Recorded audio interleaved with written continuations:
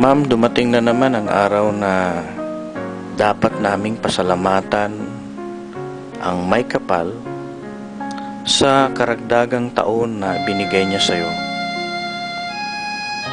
Nakatutuwang isipin na sa mga pinagdaanan mong pasakit at pagtitiis, sinuklian ng Diyos ng maraming biyaya ang iyong buhay.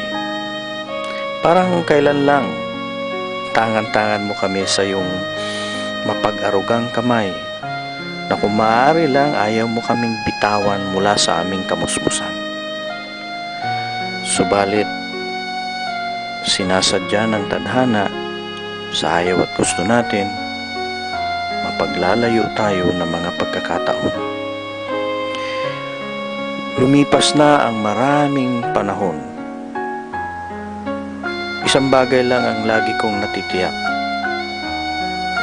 Ang isang inang katulad mo ay hindi kailanman bumitaw bilang aming mapagmahal na ina. Siguro kung may hihilingin ako sa Diyos, gusto ko lagi kang nariyan, Mami. Ang laging naririnig ang tinig mo. Isang tinig na nakapagpapalakas sa amin sa tuwing kami may hinaharap na pagsubok. Dahil alam namin, pinagdaanan mo na lahat mga bagay na hinaharap namin ngayon.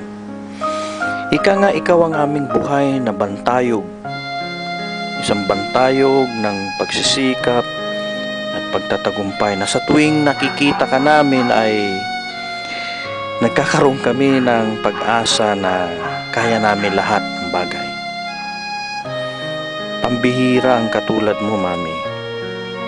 Wala ka mang mataas na naabot sa lipunan, subalit nagawa mong iangat kaming lahat.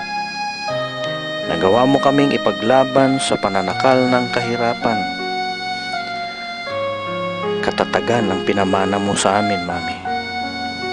Kung kaya't ang dalangin namin magkakapatid ay patuloy na gawaran ka ng may kapal ng kalakasan at mahabang buhay upang patuloy naming masuklian at may padama sa iyo